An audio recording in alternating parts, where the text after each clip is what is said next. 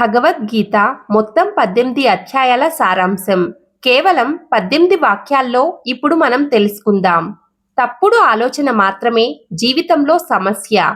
సరైన జ్ఞానం మన సమస్యలన్నింటికీ అంతిమ పరిష్కారం.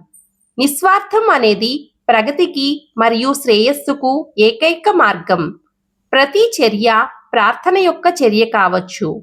వ్యక్తిత్వం యొక్క అహంకారాన్ని త్యజించండి మరియు అనంతం యొక్క ఆనందాన్ని ఆనందించండి. ప్రతిరోజు ఉన్నత చైతన్యానికి కనెక్ట్ అవ్వండి. మీరు నేర్చుకున్న వాటిలో జీవించండి. మిమ్మల్ని మీరు ఎప్పటికీ వదులుకోకండి. మీ ఆశీర్వాదాలకు విలువనివ్వండి. చుట్టూ ఉన్న దైవత్వాన్ని చూడండి. సత్యాన్ని యథాతథంగా చూడడానికి తగినంత శరణాగతి కలిగి ఉండండి.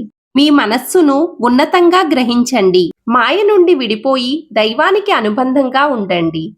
మీ దృష్టికి సరిపోయే జీవన శైలిని గడపండి. దైవత్వానికి ప్రాధాన్యత ఇవ్వండి. మంచిగా ఉండడమే ప్రతిఫలం. ఆహ్లాదకరమైన వాటిపై హక్కుని ఎంచుకోవడం శక్తికి సంకేతం.